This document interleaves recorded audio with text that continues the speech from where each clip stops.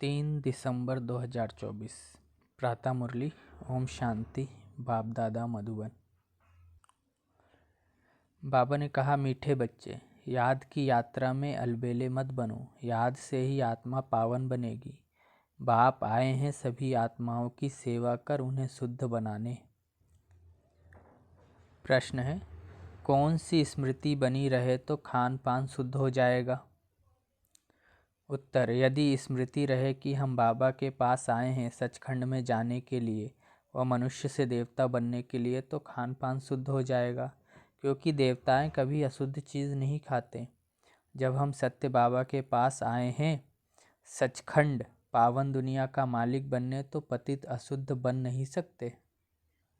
ओम शांति। रूहानी बाप रूहानी बच्चों से पूछते हैं, बच्चे, तुम जब यहाँ बैठते हो तो किसको याद करते हो? अपने बेहद के बाप को। वह कहाँ है?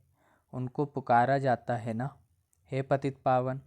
आजकल सन्यासी भी कहते रहते हैं, पतित पावन सीताराम, अर्थात पतितों को पावन बनाने वाले राम आओ।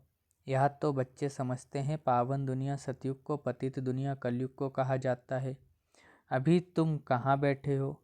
कलयुग के अंत में, इसलिए पुकारते हैं, बाबा आकर हमको पावन बनाओ।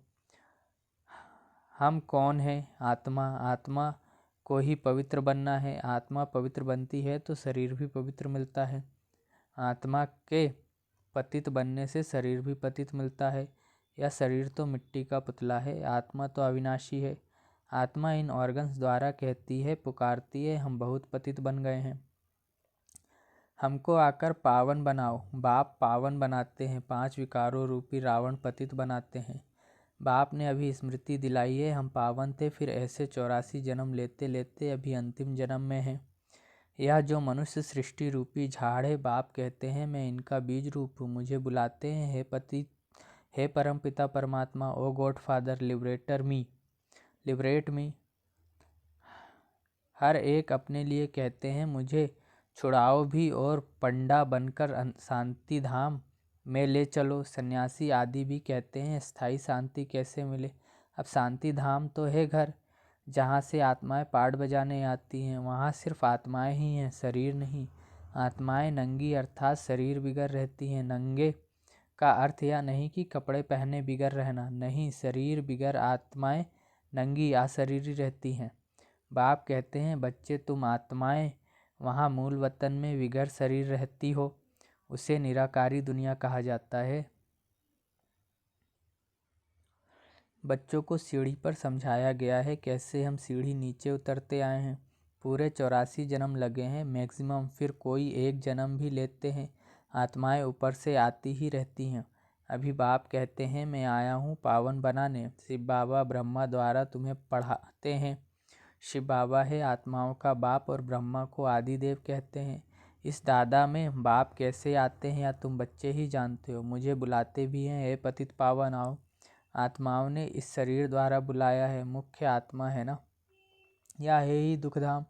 यहाँ कलयुग में देखो, बैठे बैठे अचानक मृत्यु हो जाती है। वहाँ ऐसे कोई बीमार ही नहीं होते। नाम ही है स्वर्ग, कितना अच्छा नाम है, कहने से दिल खुश हो जाता है। क्रिश्चियन भी कहते हैं क्राइस्ट से 3000 वर्ष पहले पैराडाइज था। यहाँ भारतवासियों को तो कुछ भी पता नहीं है, क्योंकि उन्होंने सुख बहुत देखा है तो दुख भी बहुत देख रहे हैं। तमो प्रधान बने हैं, 84 जन्म भी उन्हों के हैं। आधा कल्प बाद फिर और धर्म वाले आते हैं। अभी तुम समझते हो आधा कल्प देवी देवताएं थे तो और कोई धर्म नहीं था। फिर त्रेता में जब राम हुए तो भी इस्लामी बौद्धि नहीं थे। मनुष्य तो बिल्कुल घोर अंधियारे में है। कह देते दुनिया की आयु लाखों वर्ष है, इसलिए मनुष्य मूंझते हैं कि कलयुग अर्जुन छोटा बच्चा है। तुम अभी समझते हो कलयुग पूरा हो अभी सतयुग आएगा, इसलिए तुम आए हो बाप से स्वर्ग का वर्षा लेने। तुम स्वर्गवासी थे, बाप आते ही हैं स्वर्ग स्थापन करने। तुम ही स्वर्ग में आते हो, बाकी सब शांति धाम घर चले जाते हैं। वह है स्वीट होम, आत्माएं वहाँ निवास करती हैं, फिर यहाँ आकर पाठधारी बनते हैं। शरीर बिगड़ तो आत्मा बोल भी न सके। वहाँ शरीर न होने कारण आत्माएं शांति में रहती हैं। फिर आधा कल्प में है देवी देवताएं सूर्यवंशी, चंद्रवंशी, फिर द्वापर कलयुग में होते हैं मनुष्य। देवताओं का राज्य था, फिर अब वह कहाँ गए? किसको पता नहीं। यह नॉलेज अभी तुमको बाप से मिलती है और कोई मनुष्य में यह नॉलेज होती नहीं। बाप ही आकर मनुष्यों को यह नॉलेज देते हैं, जिससे ही मनुष्य से देवता बनते हैं। तुम यहाँ आए ही हो मनुष्य से देवता बनने के लिए। देवताओं का खान पान अशुद्ध नहीं होता, वो कभी बीड़ी आदि पीते नहीं। यहाँ के पतित मनुष्यों की बात मत पूछो, क्या क्या खाते हैं। अब बाप समझाते हैं, यह भारत पहले सचखंड था, जरूर सच्चे बाप ने स्थापन किया होगा। बाप को ही ट्रुथ कहा जाता है। बाप ही कहते हैं, मैं ही इस भारत को सचखंड बनाता हूँ। तुम सच्चे देवताएं कैसे बन सकते हो, वह भी तुमको सिखलाता हूँ। कितने बच्चे यहाँ आते हैं, इसलिए यह मकान आदि बनवाने पड़ते हैं। अंत तक भी बनते रहेंगे, बहुत बनेंगे। मकान खरीद भी करते हैं। शिव बाबा ब्रह्मा द्वारा कार्य करते हैं। ब्रह्मा हो गया सांवरा, क्योंकि यह बहुत जन्मों के अंत का जन्म है ना। यह फिर गोरा बनेगा। कृष्ण का भी चित्र गोरा और सांवरा है ना। म्यूजियम में बड़े बड़े अच्छे चित्र हैं, जिस पर तुम किसको अच्छी रीति समझा सकते हो। यहाँ बाबा म्यूजियम नहीं बनवाते हैं, इनको कहा जाता है टावर ऑफ साइलेंस। तुम जानते हो, हम शांति धाम अपने घर जाते हैं, हम वहाँ के रहने वाले हैं, फिर यहाँ आकर शरीर ले पाठ बजाते हैं। बच्चों को पहले पहले यह निश्चय होना चाहिए कि यह कोई साधु संत नहीं पढ़ाते हैं। यह दादा तो सिंध का रहने वाला था, परंतु इनमें जो प्रवेश कर बोलते हैं वह है ज्ञान का सागर। उनको कोई जानते ही नहीं। कहते भी हैं गॉड फादर, परंतु कह देते हैं उनका नाम रूप है ही नहीं। वह निराकार है, उनका कोई आकार नहीं है। फिर कह देते हैं वह सर्वव्यापी है। अरे परमात्मा कहाँ है? कहेंगे वह सर्वव्यापी है, सबके अंदर है। अरे हर एक के अंदर आत्मा बैठी है, सब भाई भाई हैं ना। फिर घट घट में परमात्मा कहाँ से आया? ऐसे नहीं कहेंगे, परमात्मा भी है और आत्मा भी है। परमात्मा बाप को बुलाते हैं, बाबा आकर हम पतितों को पावन बनाओ। मुझे तुम बुलाते हो यह धंधा या सेवा करने लिए। हम सभी को आकर शुद्ध बनाओ। पतित दुनिया में हमको निमंत्रण देते हो, कहते हो बाबा हम पतित हैं। बाप तो पावन दुनिया देखते ही नहीं, पतित दुनिया में ही तुम्हारी सेवा करने लिए आए हैं।